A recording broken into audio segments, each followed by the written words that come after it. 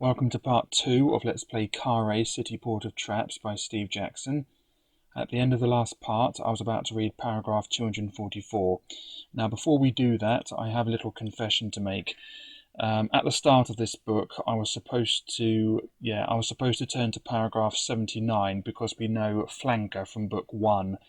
I unfortunately forgot to do that, but I do need to do it. So I'm going to turn to paragraph 79 now. But I was supposed to do that at the start of the book. Anyway, so let's turn to paragraph 79 and then read that. Okay. Flanker, the assassin you met near Torrepani, arrived in Kharé a day ahead of you. If you arrive at either of the references listed below, you may bump into him and talk with him. Memorize these references. You may not write them down. This is, if you like, equivalent to whether or not you recognize him. If you arrive at either of these references, turn to the corresponding follow-up reference to see what flanker says. If you arrive at 244, turn to 111. If you arrive at 110, turn to 222. Okay, so we did arrive at 244. So let's read this and then turn to 111. Okay, here we go. You press on round a bend in the road. A couple of 100 yards ahead, you can see crowds of people and creatures sprawling across the roadway.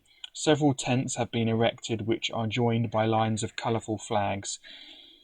You are approaching some sort of festival. You decide to continue to see what is going on. You mingle with the crowd and pass round the various events. A group of musicians is playing a merry jig for a troupe of dancers. Elsewhere, a dwarf has a trained dancing bear on a lead, and from a marked-out ring under a canvas, a ruffian is asking for challengers to take on his champion. Do you wish to watch the dancers? Turn to 261. Watch the dancing bear? Turn to 269. Try your luck against the champion? Turn to 33. Or leave the festival? Turn to 263. We are going to turn to 111 because we know flanker. So 111, here we go. Yeah, my apologies for that. I was supposed to do that at the start of the book, but I forgot about it. Whoops. Never mind. These playthroughs are sort of like the ideal way through, so it doesn't matter if I bend the rules slightly. Anyway. Aha, my friend and enemy, laughs Flanker as he recognizes you. Like me, you also enjoy the fun of the fair. Come, tell me your adventures since we met, or should I say since we clashed. You tell him of your encounters since arriving in Kharé and of your search for the spell lines necessary to open the north gate. I wonder if I can help you, he says. My friend Lortag the Elder lives not far from here. He is a sage and may know something of the spell you require. If you already have one of the lines to the spell, you have already visited Lortag, so return to 244 and choose what to do at the fair. If you do not have any lines of the spell, you may let Flanker take you to his friend. He will take you back towards the south gate and along a road where a well-kept house is standing. He will then leave you, and you may walk up to the front door. Turn to 140.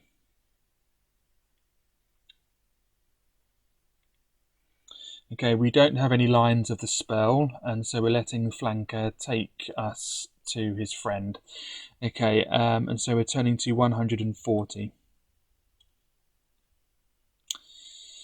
You stand in front of a solid oak wood door decorated with elaborate carvings. In the middle is a great brass knocker, and you rap 3 times. Moments later, the door opens, and an elderly man in a gown stands before you. A strange spiky creature, like a large lizard, nestles next to his leg. You greet him apprehensively. He returns your greeting and appears to be not unfriendly. He will allow you to enter, but not with your weapon. Will you hand him your weapon? Turn to 229, or force your way in with it? Turn to 95. Okay, we're going to hand him our weapon, and turn to 229.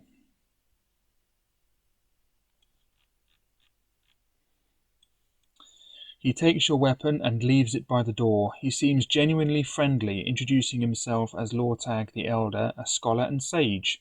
You follow him into his study. Turn to 336. Oh, here we are. And there he is, I think, yeah. Okay. You follow him into his study, an elegant room lined floor to ceiling with books. You converse with him on the way and learn that he is a sage and scholar who now teaches local children. He seems to be a fairly peaceful fellow, quite out of character with the city in which he lives. He explains he has had a good life and wishes to spend the rest of it doing what he can to help civilize the city. As it is apparent that he may be able to help you with your quest, you ask him if he knows anything of the spell needed to open the North Gate. Indeed, I know one line of the spell, he says, and this I will gladly tell you if you can help me with a problem I am having. You agree to help if you can. I have recently been trying to decipher some runes. I am working on an exercise, but I am now stuck as I do not know which rune follows in the sequence. Which would you say should follow? You have some knowledge of runes and study the problem carefully. Look at the sequence depicted in the illustration and choose the rune that you think should follow. Turn to 115, 255, 274 or 72. Now the solution to this is to count the number of runes on each scrap of paper first. So there are 5 runes on this bit of paper. There are 3 on this one. There are 6 here, there are 2 on this one, and there are 4 here. So in total we have the numbers 5, 3, 6, 2 and 4. So that's the first 6 numbers except for 1. So the one that should follow is the scrap of paper with only 1 symbol on it. So that means we need to turn to 274. And that's the solution to the puzzle, so it's not as difficult as what you think it is. Anyway, so we're turning to 274.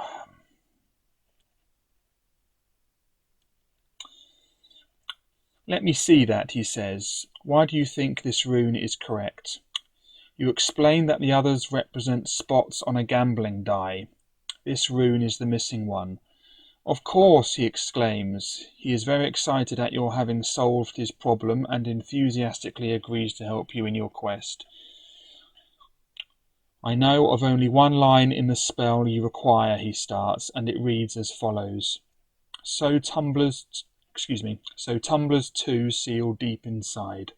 I know not who keeps the other 3 lines, but they are all leading citizens. In this city, often the creatures know more than the menfolk, so this gift may be of use to you. He hands you a small pouch with what appears to be a handful of green fur inside. You pull it out and find that it is a wig, which may be useful in your spells. Thanking him, you decide to press on, collecting your weapon on the way out. Restore your luck to its initial level and turn to 133. Okay, so we need to write down the spell line. So it's tumblers. Whoops. So tumblers 2 sealed deep inside. New line. Okay. And we also have a green wig. So we now have a green wig.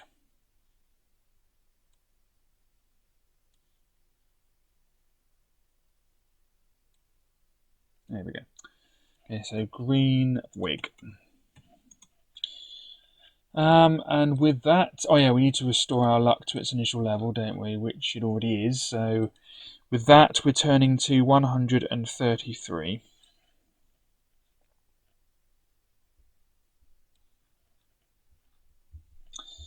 A little further along the road, you come to a tradesman's area where potters, weavers, and artists are showing their wares outside their huts. Will you stop and look, turn to 3, or continue, turn to 137? Okay, we're going to stop and look and turn to 3.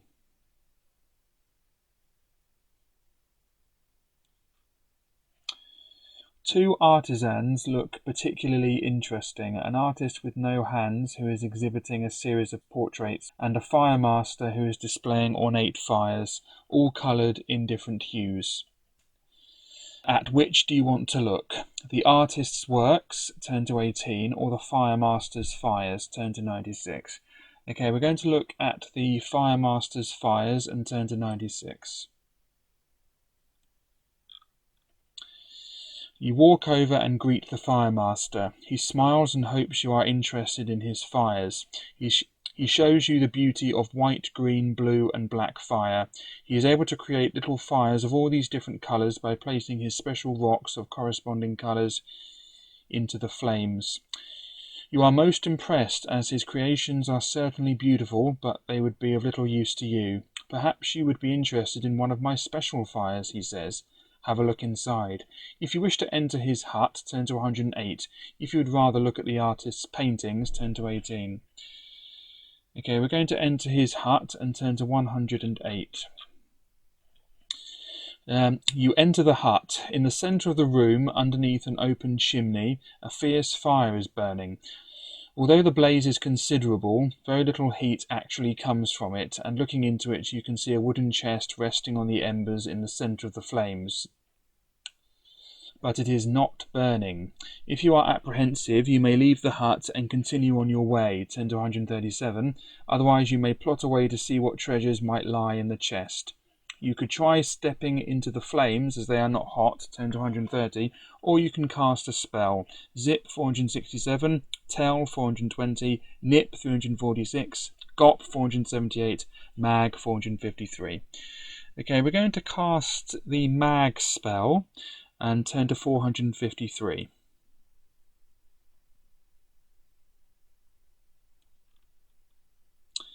Okay, deduct 2 stamina points.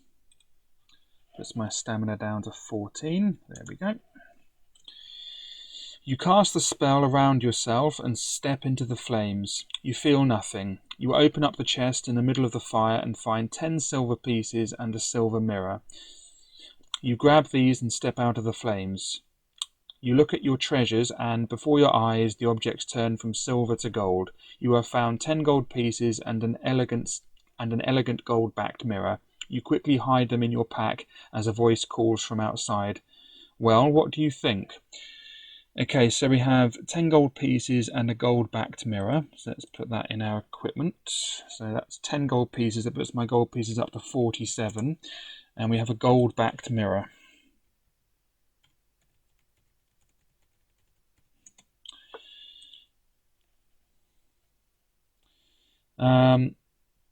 You remember that you are supposed to be considering the fire. You leave the hut telling him you are not interested. Thank him for the demonstration and walk on down the road. Turn to 137.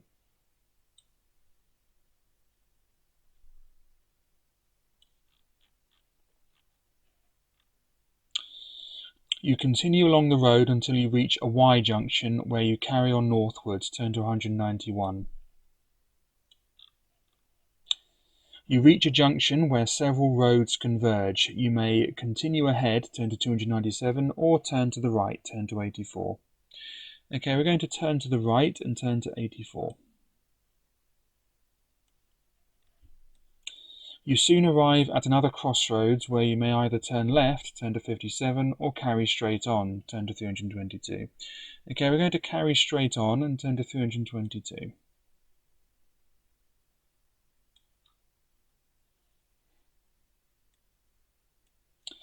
Okay, you follow the road to another junction. You can hear the voices of a crowd off to the left, and you turn in this direction towards a bend in the road. Turn to 244. Oh, that seems familiar. Okay, so we've already read this paragraph.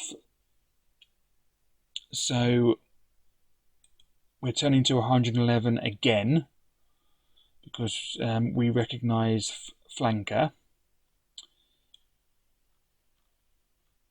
And we've already read this.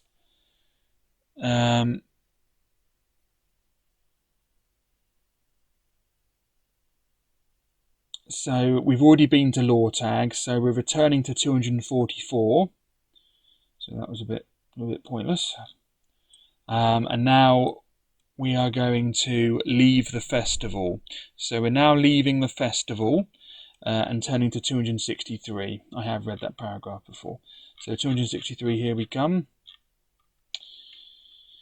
Okay, you leave the festival, but as you pass one of the tents, an interesting sign takes your eye. Cabinet of Fortune, try your luck, a prize for all, only 2 gold pieces. If you wish to see what is going on, turn to 240. If not, turn to 160. We're going to see what is going on and turn to 240. Here we are. You enter the tent and a grubby, bearded man greets you. Welcome, welcome, my friend, he says, somewhat over-enthusiastically, and let's see what prize you can win today. There are no losers at honest Hannah's Cabinet of Fortune. He takes you over to a large glass cabinet. Inside are all manner of items: jewellery, books, gold pouches, and food. A small mite is sealed within the cabinet. Just 2 gold pieces, my friend, and we will see what my little pet will fetch for you. If you wish to try your luck, give him 2 gold pieces and turn to 318. If you suspect trickery and do not wish to try, you may leave and continue. Turn to 160. Okay, there he is.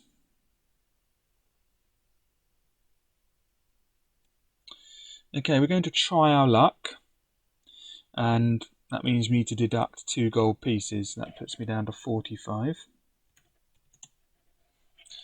And we are turning to 318. He takes your money and presses a small button on the side of the cabinet. With a squeal, the mite leaps from its perch and flutters around over the prizes in the cabinet. Selecting one, it flies over to a chute at the front of the box and drops the prize in. This then drops out of the box at your feet. What have you received? Roll 1 die. If you roll a 1, turn to 279. 2, turn to 5. 3, turn to 167. 4, turn to 92. 5, turn to 71. Or 6, turn to 219. You may wish to test your luck here to try to ensure you receive a valuable rather than a worthless prize. If you test your luck and you are lucky, you may choose one of the 6 options from the table above instead of rolling the die. True, you don't know which are valuable and which are worthless, but as a hint, only one of numbers 1 to 3 is a valuable item, but 2 of numbers 4 to 6 are. So your chances are better if you choose a 4, 5, or 6. Okay, we're going to test our luck. Our luck is 12, so that's going to be put down to 11. And then we're going to test our luck, which is guaranteed to win because this needs to be less than or equal to 12, which it is, shockingly. And therefore, we are going to select option 3. Now, it's rather the hint states only one of numbers 1 to 3 is a valuable item, but 2 of numbers 4 to 6 are. So only one of numbers 1 to 3 are valuable. So we're choosing a number from 1 to 3, which is 3, and therefore we're turning to 167.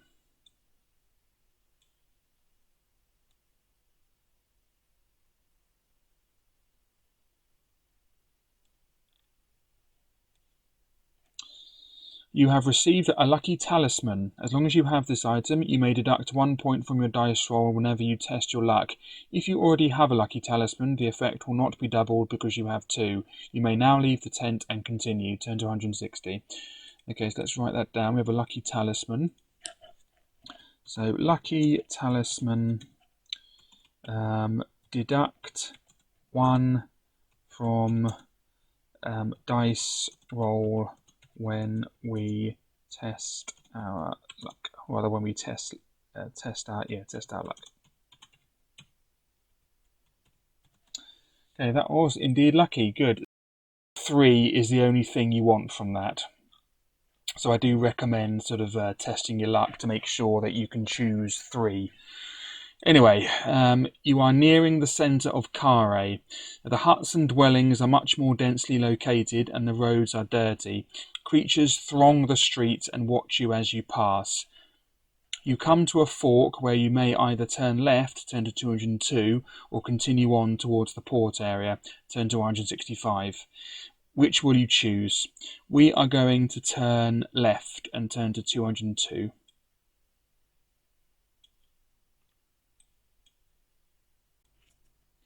Following the street, you eventually come to another junction where you may either carry straight on, turn to 131, or turn down another street to the right, turn to 139. Which will you choose?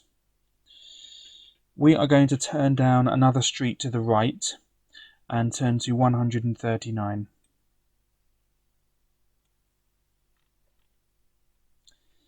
Further along the street, you pass a small chapel. From the noises inside, you would guess that a meeting of some sort is going on. Do you wish to investigate, turn to 187, or continue on your way, turn to 165? Okay, we are going to investigate and turn to 187.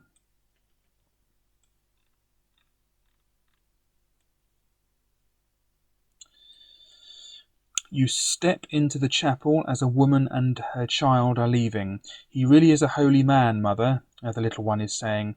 Salen's brother, the lame one, answered his questions yesterday, and his leg was healed. He ran for the first time in his life. You are intrigued and you enter the meeting hall. A large number of children and adults are sitting on the floor. At one end, on a platform, is a grey-haired man in white robes talking to the crowd. Does anyone else wish to take the test of slang? He asks. If you can answer my question, he will grant you any wish. If you cannot, you must renounce your own god and worship slang, the god of malice. Do you wish to take up this challenge? If so, turn to 156. If not, you may leave the chapel and continue. Turn to 165. Okay, there they are. Again, really like the illustrations there. It's just, they're just wonderful. They're just wonderful illustrations. Anyway, we are going to take up his challenge and turn to 156.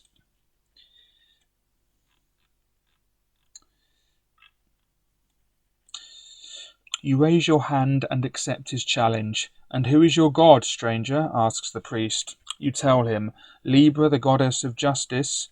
Or rather, Libra, the goddess of justice. I know nothing of her, he says. You will find slang a much more powerful deity. Let us see whether Libra can help you with the challenge of slang. If you answer my question correctly, you may ask anything you wish. But if you cannot, you must renounce Libra and become a follower of slang. Do you agree? You nod and tell him to ask his question. Bigfoot the Elder walked south for 3 furlongs, sowing oats, then east for 2 furlongs, sowing corn, then north another 5 furlongs, sowing wheat, and finally southwest for 4 furlongs, sowing hay. Do you have that? Are you ready for the question? When you are ready, turn to 301. By the way, a furlong is 220 yards, an eighth of a mile. Anyway, okay, so let's just read that one more time so we know what's going on. Bigfoot the Elder walked south for 3 furlongs, sowing oats, then east for 2 furlongs, sowing corn, then north another 5 furlongs, sowing wheat, and finally southwest for 4 furlongs, sowing hay. Okay. Okay, so let's turn to 301.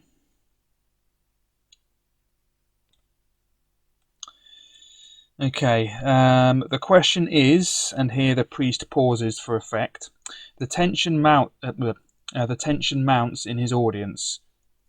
The question is, what was his favourite colour? You protest strongly, as his question is most unfair, whereupon the crowd bursts into laughter. You smile sheepishly as you realise you have been caught by what must be one of his standard hoaxes. He is certainly quite a showman for a priest. All right then, Annalander, he starts. You are amazed. How did he know you were from Annaland? He asks his question. In Bigfoot's family are 6 sons. Bigfoot is nearing the end of his life and he wishes to divide his wealth exactly among his sons. He gives 5 gold pieces to his second youngest son, 13 gold pieces to his eldest, and 9 to the 4th youngest. Do you know how much the other sons received, and how many gold pieces he possessed in all? Think carefully about your answer. When you have decided, call out your answer and turn to the reference corresponding to that number. If you cannot answer his question, turn to 248. Okay.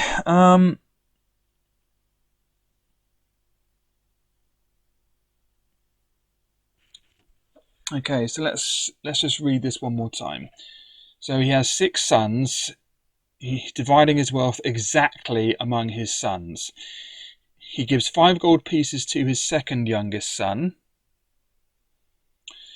13 gold pieces to his eldest, and 9 to the fourth youngest. Do you know how much the other sons received and how many gold pieces he possessed in all? Okay. Let's start by writing this down, because this will probably help. Let's write it here. Okay, so the eldest received 13. Who was the next one? 5 gold pieces to his second youngest. Well, there are 6 sons, so this must be the 5th one. So I just put 5th, and then 4th, then 3rd, and then 2nd, and then 1st. Okay. Oh no, that's the youngest, isn't it? Yeah, so youngest. There we go. Okay, so the second youngest received 5. So let's write that down. So second youngest received 5. And the fourth youngest, which is the third oldest.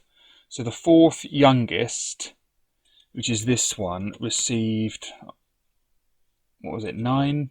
Yeah, 9. Okay, now you should be able to spot some sort of pattern here. I mean, you know, clearly this is the 5th one is going to be 11, then 9, then the 3rd will be 7, and then the youngest will be 3. So, you know, that's the pattern that you need. So this is going to be 11, this is going to be 7. Whoops. And this one is going to be 3. So now we can see the pattern. We can now sort of add up the total. So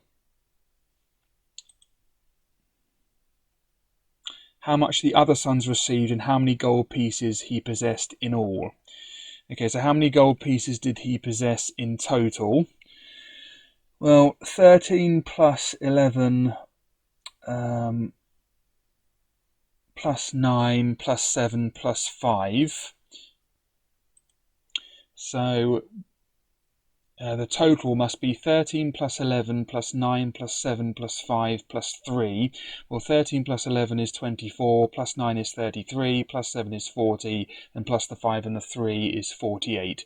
So we're turning to paragraph 48. Yeah, so off we go to 48.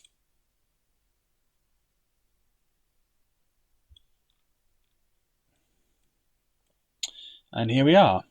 The priest cannot hide his disappointment. Apparently the people of Kharé are not trained in the science of mathematics as you were in Analand.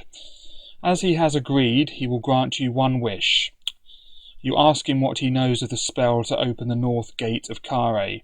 I am unable to tell you the spell in its entirety, he says, as only the first noble of Kharé knows all 4 lines, but I can tell you one line, which is, I bid you portals open wide.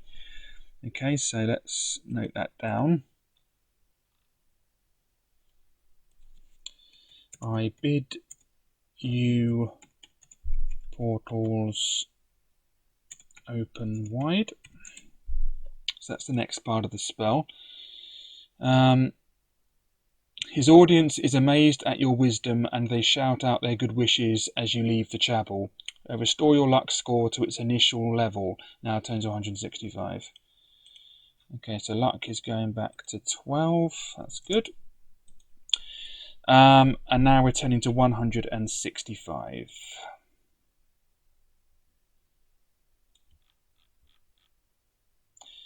And that's where it where we're ending part 2. So I'll just put the next paragraph as 165 and unread. My apologies again for not turning to paragraph 79 at the start of the book, but it's done now. Sorry about that.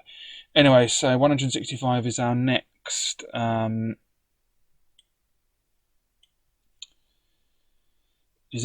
paragraph that we're reading in part 3. So thanks very much for watching, and goodbye.